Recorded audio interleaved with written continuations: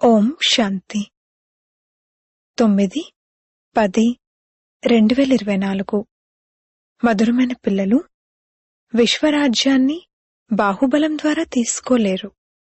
దానికోసం యోగ బలం కావాలి. ఇది కూడా ఒక నియమం. ప్రశ్న: శివ్ బాబా స్వయమే స్వయంపై ఏ విషయంలో ఆశ్చర్యపోతారు?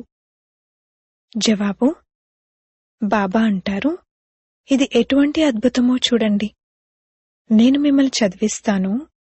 ఇది నేను ఎవరి నుండి ఎప్పుడూ చదువుకోలేదు. నాకు ఏ తండ్రి లేరు, నాకు ఏ టీచర్ లేరు, గురువు లేరు. నేను సృష్టి చక్రంలో పునర్జన్మలను తీసుకోను. అయినా మీకు అన్ని జన్మల కథను వినిపిస్తాను. స్వయం 84 జన్మల చక్రంలోకి రాను, కాని చక్రం యొక్క జ్ఞానాన్ని పూర్తిగా యాక్యురేట్గా ఇస్తాను. ఓం శాంతి. ఆత్మిక తండ్రి పిల్లలైన మిమ్మల్ని స్వదర్శన్ చక్రధారులుగా తయారు చేస్తారు. అనగా మీరు ఈ 84 జన్మల చక్రాన్ని తెలుసుకుంటారు. ఇంతకుముందు మీకు తెలియదు, ఇప్పుడు తండ్రి ద్వారా మీరు తెలుసుకున్నారు. 84 జన్మల చక్రంలోకి మీరు తప్పకుండా వస్తారు. పిల్లలైన మీకు 84 జన్మల చక్రం యొక్క జ్ఞానాన్ని ఇస్తాను. నేను స్వదర్శన చక్రధారిని, కాని ప్రాక్టికల్గా 84 జన్మల చక్రంలోకి రాను. కావున దీని ద్వారా అర్థం చేసుకోవాలి, శివ్ బాబాలో మొత్తం జ్ఞానమంతా ఉంది అని. బ్రాహ్మణులమైన మనము ఇప్పుడు స్వదర్శన్ చక్రధారులుగా అవుతామని మీకు తెలుసు. బాబా అలా అవ్వరు. మరి వారిలోకి ఆ అనుభవం ఎక్కడి నుండి వచ్చింది? మనకైతే అనుభవం ప్రాప్తిస్తుంది. మరి మీకు వినిపించడానికి బాబా ఎక్కడి నుండి అనుభవాన్ని పొందుతారు? ప్రాక్టికల్ అనుభవం ఉండాలి కదా. తండ్రి అంటారు, నన్ను జ్ఞానసాగరుడు అని అంటారు, కాని నేనైతే 84 జన్మల చక్రంలోకి రాను. మరి నాలోకి ఈ జ్ఞానం ఎక్కడి నుండి వచ్చింది? టీచర్ అనేవారు చదివిస్తారంటే వారు స్వయం తప్పకుండా చదివే ఉంటారు కదా. ఈ శివ్ బాబా ఎలా చదువుకున్నారు? వీరు స్వయం 84 జన్మల్లోకి రాకపోయినా వీరికి ఈ 84 జన్మల చక్రం గురించి ఎలా తెలిసింది? తండ్రి బీజరూపుడైన కారణంగా వారికిది తెలుసు. వారు స్వయం 84 జన్మల చక్రంలోకి రారు, కాని మీకు అంతా అర్థం చేయిస్తారు. ఇది కూడా ఎంతటి అద్భుతం! తండ్రి శాస్త్రాలు మొదలైన వాటిని చదివారు అని కూడా కాదు. డ్రామానుసారంగా వారిలో ఈ జ్ఞానం రచింపబడి ఉంది. దానిని మీకు వినిపిస్తారు అని చెప్పడం జరుగుతుంది. కావున వీరు అద్భుతమైన టీచర్ అన్నట్లు కదా. మరి ఆశ్చర్యపోవాలి కదా. అందుకే వీరికి చాలా గొప్ప గొప్ప పేర్లు ఇచ్చారు. ఈశ్వరుడు, ప్రభు, అంతర్యామి మొదలైన పేర్లు ఇచ్చారు. ఈశ్వరునిలో జ్ఞానమంతా ఏ విధంగా నిండి ఉంది అని మీరు ఆశ్చర్యపోతారు. మీకు అర్థం చేయించేందుకు అసలు వారిలోకి అదెక్కడి నుండి వచ్చింది? ఎవరి ద్వారానో జన్మ తీసుకుని అర్థం చేసుకునేందుకు వారికి తండ్రి కూడా ఎవరూ లేరు. మీరందరూ పరస్పరం సోదరులు. ఆ ఒక్కరు మీకు తండ్రి, వారు బీజరూపుడు. వారు కూర్చుని పిల్లలకు ఎంతటి జ్ఞానాన్ని వినిపిస్తారు. వారంటారు, 84 జన్మలను నేను తీసుకోను, మీరు తీసుకుంటారు. కావున తప్పకుండా ప్రశ్న ఉత్పన్నమవుతుంది కదా, బాబా మీకెలా తెలిసింది అని. బాబా అంటారు, పిల్లలు, అనాది డ్రామానుసారంగా నాలో ముందు నుండే ఈ జ్ఞానం ఉంది. దానిని మీకు చదివిస్తాను. అందుకే నన్ను ఉన్నతోన్నతుడైన భగవంతుడు అని అంటారు. వారు స్వయం చక్రంలోకి రారు, కాని వారిలో మొత్తం సృష్టి యొక్క ఆది మధ్యాంతాల జ్ఞానం ఉంది. కావున పిల్లలైన మీకు ఎంత సంతోషం ఉండాలి. వారికి 84 జన్మల చక్రం యొక్క జ్ఞానం ఎక్కడి నుండి లభించింది? మీకైతే తండ్రి నుండి లభించింది. తండ్రిలో ఒరిజినల్లీ స్వతహాగానే జ్ఞానం ఉంది. వారిని నాలెడ్జ్ఫుల్ అనే అంటారు. వారు ఎవరి నుండి చదువుకోలేదు కూడా. అయినా కానీ వారికి స్వతహాగానే తెలుసు. అందుకే వారిని నాలెడ్జ్ఫుల్ అని అంటారు. ఇది అద్భుతం కదా. అందుకే దీనిని ఉన్నతోన్నతమైన చదువు అని అంటారు. తండ్రిని చూసి పిల్లలకు ఆశ్చర్యం కలుగుతుంది. వారిని నాలెడ్జ్ఫుల్ అని ఎందుకంటారు? ఒకటేమో ఇది అర్థం చేసుకోవాల్సిన విషయం. రెండో విషయం ఏంటి? ఈ చిత్రాలను మీరు చూపించినప్పుడు కొందరు ఈ విధంగా అడుగుతారు, బ్రహ్మాలో కూడా అతని ఆత్మ ఉంటుంది, మరియు నారాయణునిగా అవుతారు కదా, ఇతనిలో కూడా ఇతని ఆత్మ ఉంటుంది. రెండు ఆత్మలు కదా, ఒకటి బ్రహ్మ ఆత్మ, ఇంకొకటి నారాయణుని ఆత్మ అని అడుగుతారు. కాని ఆలోచిస్తే వీరు రెండు ఆత్మలేమీ కాదు. ఆత్మ ఒక్కటే. దేవతా రూపానికి శాంపుల్గా ఇతన్ని చూపించడం జరిగింది. ఈ బ్రహ్మయే విష్ణువుగా అనగా నారాయణునిగా అవుతారు. వీటిని గుహ్యమైన విషయాలు అని అంటారు. తండ్రి చాలా గుహ్యమైన జ్ఞానాన్ని వినిపిస్తారు. దీనిని తండ్రి తప్ప ఇంకెవరూ చదివించలేరు. కావున బ్రహ్మ మరియు విష్ణు ఆత్మలు రెండేమీ కావు. అలాగే సరస్వతి మరియు లక్ష్మి, వీరిరువురి ఆత్మలు రెండు ఉన్నాయా లేక ఒక్కటేనా? ఆత్మ ఒక్కటే, శరీరాలు రెండు. ఈ సరస్వతియే మళ్లీ లక్ష్మిగా అవుతారు. అందుకే ఒక్క ఆత్మగా లెక్కింపబడతారు. 84 జన్మలను ఒకే ఆత్మ తీసుకుంటుంది. ఇది బాగా అర్థం చేసుకోవాల్సిన విషయం. బ్రాహ్మణుల నుండి దేవతలుగా, దేవతల నుండి క్షత్రియులుగా అవుతారు. ఆత్మ ఒక శరీరాన్ని వదిలి ఇంకొకటి తీసుకుంటుంది. ఆత్మ ఒక్కటే. బ్రాహ్మణుల నుండి దేవతలుగా ఏ విధంగా అవుతారు అనేదానికి ఒక ఉదాహరణగా చూపించడం జరుగుతుంది. హంసో అనే పదం యొక్క అర్థం ఎంత బాగుంది. వీటిని గుహ్యాతి గుహ్యమైన విషయాలు అని అంటారు. అందులోనూ మొట్టమొదటైతే మనం ఒక్క తండ్రి పిల్లలము అన్న వివేకం కావాలి. ఆత్మలన్నీ వాస్తవానికి పరంధామ నివాసులే. ఇక్కడకు పాత్రను అభినయించేందుకు వచ్చాయి. ఇది ఒక ఆట. తండ్రి కూర్చుని మీకు ఈ ఆట యొక్క సమాచారాన్ని వినిపిస్తారు. తండ్రికైతే ఇది స్వతహాగా తెలుసు. వారికెవరూ నేర్పించలేదు. ఈ 84 జన్మల చక్రం గురించి వారికే తెలుసు. దాని గురించి ఈ సమయంలో మీకు వినిపిస్తారు. తర్వాత మీరు మర్చిపోతారు. మరి దీనికి సంబంధించిన శాస్త్రం ఎలా తయారవ్వగలదు? తండ్రి అయితే ఏ శాస్త్రాలను చదవలేదు.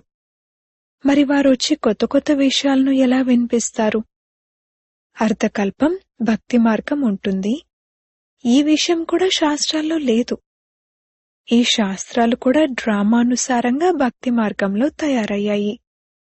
మీ బుద్ధిలో ప్రారంభం నుండి మొదలుకొని చివరి వరకు ఈ డ్రామా యొక్క ఎంత గొప్ప జ్ఞానం ఉంది. వారు తప్పకుండా మనుష్య తనువు యొక్క ఆధారాన్ని తీసుకోవాల్సి ఉంటుంది. శివ్ బాబా ఈ బ్రహ్మ తనువులో కూర్చుని ఈ సృష్టి చక్రం యొక్క జ్ఞానాన్ని వినిపిస్తారు. మనుషులైతే ఎన్నో ప్రగల్భాలు పలికి సృష్టి ఆయువునే ఎంత పెద్దగా చేసేశారు. కొత్త ప్రపంచం మళ్లీ పాతగా అవుతుంది. కొత్త ప్రపంచాన్ని స్వర్గమని, పాత ప్రపంచాన్ని నరకమని అంటారు. ప్రపంచమైతే ఒక్కటే. కొత్త ప్రపంచంలో దేవీ దేవతలుంటారు. అక్కడ అపారమైన సుఖం ఉంటుంది. మొత్తం సృష్టి అంతా కొత్తగా ఉంటుంది. ఇప్పుడు దీనిని పాత సృష్టి అని అంటారు. దీని పేరే ఇనుపయుగ ప్రపంచం. ఏ విధంగా ఓల్డ్ ఢిల్లీ మరియు న్యూ ఢిల్లీ అని అంటారో ఇది అలాగే. తండ్రి అర్థం చేయిస్తున్నారు, మధురాతి మధురమైన పిల్లలు, కొత్త ప్రపంచంలో న్యూ ఢిల్లీ ఉంటుంది. ఇక్కడైతే పాత ప్రపంచంలోనే దీనిని న్యూ ఢిల్లీ అని అనేస్తారు. దీనిని న్యూ, కొత్తది అని ఎలా అనగలరు? తండ్రి అర్థం చేయిస్తున్నారు, కొత్త ప్రపంచంలోనే కొత్త ఢిల్లీ ఉంటుంది. అందులో ఈ లక్ష్మీనారాయణలు రాజ్యం చేస్తారు. దానిని సత్యుగం అంటారు. మీరు ఈ మొత్తం భారత్పై రాజ్యం చేస్తారు. మీ రాజధాని యమునా తీరంలో ఉంటుంది. చివర్లో రావణ రాజ్యం యొక్క రాజధాని కూడా ఇక్కడే ఉంది. రామరాజ్యం యొక్క రాజధాని కూడా ఇక్కడే ఉంటుంది, కాని దానికి ఢిల్లీ అన్న పేరుండదు. దానిని పరిస్థాన్ అంటారు. ఆ తర్వాత ఎటువంటి రాజు ఉంటారో అతను ఆ రాజధానికి అటువంటి పేరు పెడతారు. ఈ సమయంలో మీరందరూ పాత ప్రపంచంలో ఉన్నారు. కొత్త ప్రపంచంలోకి వెళ్లేందుకు మీరు చదువుకుంటున్నారు. మళ్ళీ మనుషుల నుండి దేవతలుగా అవుతున్నారు. చదివించేవారు ఒక్క తండ్రే. ఉన్నతోన్నతుడైన తండ్రి కిందకొచ్చి రాజయోగాన్ని నేర్పించారని మీకు తెలుసు. ఇప్పుడు మీరు సంగమంలో ఉన్నారు. ఈ సమయంలో కలియుగ పాత ప్రపంచం అంతమవ్వనున్నది. తండ్రి దీని లెక్కను కూడా తెలియజేశారు. నేను బ్రహ్మ తనులోకి వస్తాను. మనుషులకైతే బ్రహ్మ ఎవరు అన్నది తెలియనే తెలీదు. ప్రజాపిత బ్రహ్మ అన్న పేరును విన్నారు. మీరు బ్రహ్మ యొక్క ప్రజలే కదా. అందుకే స్వయాన్ని బీకేలుగా పిలుచుకుంటారు. వాస్తవానికి మీరు నిరాకారి ఆత్మలుగా ఉన్నప్పుడు శివబాబా పిల్లలైన శివవంశీయులు, తర్వాత సాకారంలో ప్రజాపిత బ్రహ్మ యొక్క పిల్లల రూపంలో సోదరీ సోదరులుగా ఉన్నారు. ఇది తప్పింకే సంబంధమూ లేదు. ఈ సమయంలో మీరు ఆ కలియుగ సంబంధాలను మర్చిపోతారు. ఎందుకంటే వాటిలో బంధనం ఉంది. మీరు కొత్త ప్రపంచంలోకి వెళ్తారు. బ్రాహ్మణులకు పిలక ఉంటుంది. పిలక బ్రాహ్మణులకు గుర్తు. ఇది బ్రాహ్మణులైన మీ కులం. వారు కలియుగి బ్రాహ్మణులు. బ్రాహ్మణులు చాలా వరకు పండాలుగా, మార్గదర్శకులుగా ఉంటారు. ఒకరేమో శ్రాద్ధ భోజనాలు తింటూ ఉంటారు. ఇంకొక రకం బ్రాహ్మణులు గీతను వినిపిస్తారు. ఇప్పుడు బ్రాహ్మణులైన మీరు ఈ గీతను వినిపిస్తారు. వారు కూడా గీతను వినిపిస్తారు, అలాగే మీరు కూడా గీతను వినిపిస్తారు. కాని తేడా ఎంత ఉందో చూడండి. మీరంటారు కృష్ణుణ్ణి భగవంతుడు అని అనలేము. కృష్ణుణ్ణైతే దేవత అంటారు. అతనిలో దైవీ గుణాలుంటాయి. అతణ్ణి అయితే ఈ కనులతో చూడొచ్చు. శివుని మందిరాలలో శివునికి తనదంటూ శరీరం లేదని మీరు చూస్తారు. వారు పరమ ఆత్మ అనగా పరమాత్మ. ఈశ్వరుడు, ప్రభువు, భగవంతుడు అన్న పదాలకు అంత అర్థం వెలువడదు. పరమాత్మే సుప్రీం ఆత్మ. మీరు నాన్ సుప్రీం, సుప్రీం కాదు. మీ ఆత్మకు మరియు వారి ఆత్మకు ఎంత తేడా ఉందో చూడండి. ఆత్మలైన మీరిప్పుడు పరమాత్మ నుండి నేర్చుకుంటున్నారు. వారు ఎవరి నుండి నేర్చుకోలేదు. వారు తండ్రి కదా. ఆ పరంపిత పరమాత్మను మీరు తండ్రి అని కూడా అంటారు, టీచర్ అని కూడా అంటారు, మరియు గురువు అని కూడా అంటారు. వాస్తవానికి వారొక్కరే. ఇంకే ఆత్మ ఇలా తండ్రిగా, టీచర్గా, గురువుగా అవ్వలేదు. పరమాత్మ ఒక్కరే. వారిని సుప్రీం అని అంటారు. ప్రతి ఒక్కరికి మొదట తండ్రి కావాలి, ఆ తర్వాత టీచర్ కావాలి, ఆ తర్వాత చివర్లో గురువు కావాలి. తండ్రి కూడా అంటారు, నేను మీకు తండ్రిగా కూడా అవుతాను, తర్వాత టీచర్గా అవుతాను, ఆ తర్వాత నేనే మీ సద్గతి దాతనైన సద్గురువుగా కూడా అవుతాను. సద్గతినిచ్చే గురువు ఒక్కరే. మిగిలిన గురువులైతే అనేకులున్నారు. తండ్రి అంటారు, నేను మీ అందరికీ సద్గతినిస్తాను. మీరందరూ సత్యుగంలోకి వెళ్తారు. మిగిలిన వారంతా శాంతిధామానికి వెళ్ళిపోతారు. దానినే పరంధామం అంటారు. సత్యుగంలో ఆది సనాతన దేవీదేవతా ధర్మం ఉండేది. మిగిలిన ధర్మాలేవీ ఉండేవి కావు. మిగిలిన ఆత్మలందరూ ముక్తిధామంలోకి వెళ్ళిపోతారు. సద్గతి అని సత్యుగాన్నంటారు. పాత్రను అభినయిస్తూ అభినయిస్తూ మళ్లీ దుర్గతిలోకొచ్చేస్తారు. మీరే సద్గతి నుండి మళ్లీ దుర్గతిలోకొస్తారు. మీరే పూర్తి 84 జన్మలు తీసుకుంటారు. యథా రాజారాణి తథా ప్రజ. ఆ సమయంలో ఎవరు ఉంటే వారిలా ఉంటారు. 9 లక్షల మందైతే మొదట వస్తారు. 84 జన్మలను 9 లక్షల మందైతే తీసుకుంటారు కదా. ఆ తర్వాత వేరేవారు వస్తూ ఉంటారు. ఇది లెక్కింపబడుతుంది. దీనిని తండ్రి అర్థం చేయిస్తారు. అందరూ 84 జన్మలు తీసుకోరు. మొట్టమొదట వచ్చేవారే 84 జన్మలు తీసుకుంటారు. ఆ తర్వాత తక్కువ తక్కువ తీసుకుంటూ వస్తారు. ఎక్కువలో ఎక్కువ 84 జన్మలు. ఈ విషయాలేవైతే ఉన్నాయో వీటి గురించి ఇతర మనుషులెవ్వరికీ తెలియదు. తండ్రే కూర్చుని అర్థం చేయిస్తారు. గీతలో భగవన్ వాచ అనుంది. ఇప్పుడు మీరు అర్థం చేసుకున్నారు. ఆది సనాతన దేవీదేవత ధర్మాన్ని కృష్ణుడేమీ రచించలేదు. దీనిని తండ్రే స్థాపిస్తారు. కృష్ణుని ఆత్మ 84 జన్మల అంతిమంలో ఈ జ్ఞానాన్ని విన్నది. ఆ ఆత్మే మొదటి నంబర్లోకి వచ్చింది. ఈ విషయాలు అర్థం చేసుకోవాల్సినవి. వీటిని రోజూ చదువుకోవాలి. మీరు భగవంతుని విద్యార్థులు. భగవన్వాచ ఉంది కదా, నేను మిమ్మల్ని రాజులకే రాజులుగా తయారు చేస్తాను అని. ఇది పాత ప్రపంచము, కొత్త ప్రపంచమనగా సత్యుగము. ఇప్పుడిది కలియుగము. తండ్రి వచ్చి కలియుగ పతితుల నుండి సత్యుగ పావన దేవతలుగా తయారు చేస్తారు. అందుకే కలియుగ మనుషులు పిలుస్తారు, బాబా మీరొచ్చి మమ్మల్ని పావనంగా తయారు చేయండి, కలియుగ పతితుల నుండి సత్యుగ పావనులుగా తయారు చేయండి అని.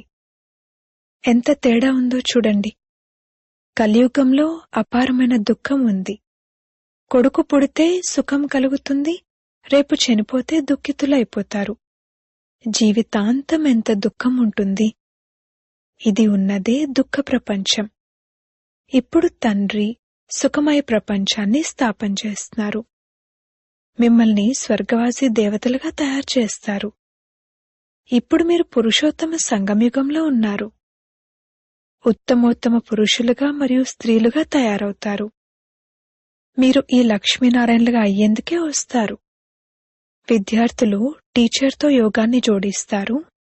ఎందుకంటే వీరి ద్వారా మేం చదువుకుని ఫలానా వారిగా అవుతాము అని భావిస్తారు. ఇక్కడ మీరు పరంపిత శివ పరమాత్మతో యోగాన్ని జోడిస్తారు. వారు మిమ్మల్ని దేవతలుగా తయారు చేస్తారు. వారంటారు, మీ తండ్రినైన నన్ను స్మృతి చేయండి. మీరు నాకు సాలిగ్రామ పిల్లలు.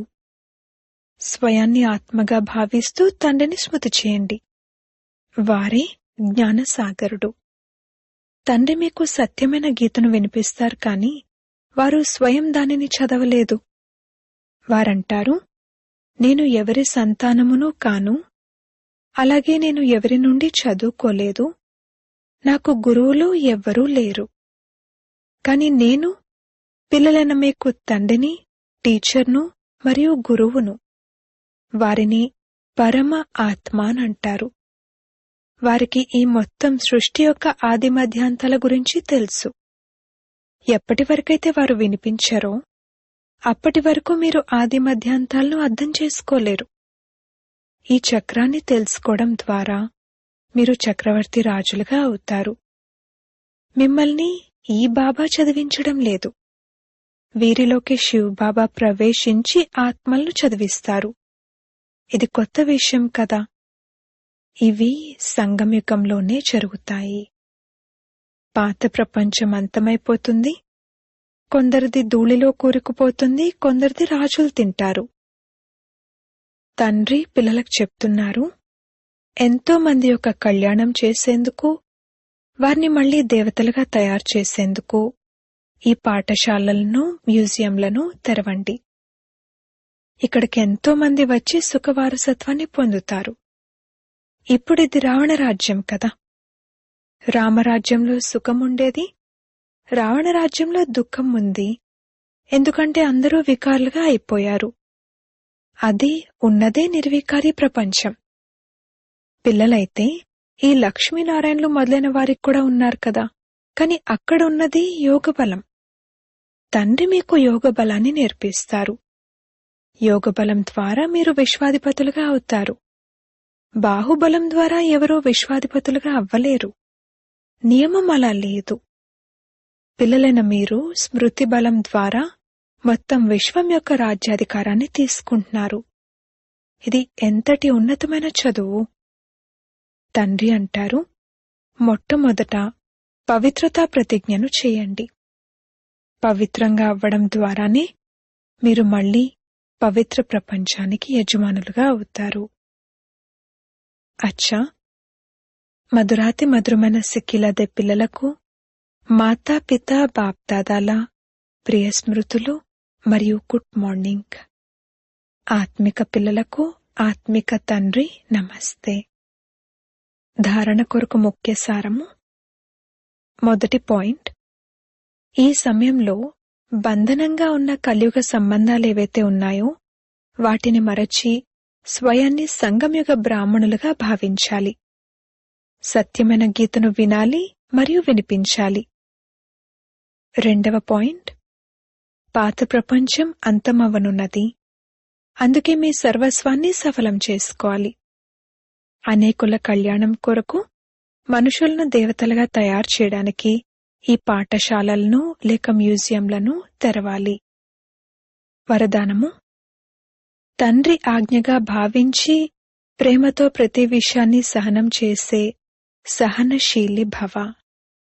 కొంతమంది పిల్లలు ఏమంటారంటే, మేము రైట్ అయినా కూడా మేమే సహనం చేయాల్సి వస్తుంది, మరణించాల్సి వస్తుంది.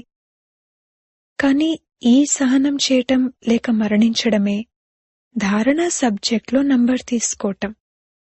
అందుకే సహనం చేయడానికి గాబరా పడకండి. చాలామంది పిల్లలు సహనం చేస్తారు, కానీ తప్పదన్నట్లుగా సహనం చేయటానికి మరియు ప్రేమ కారణంగా సహనం చేయటానికి తేడా ఉంది.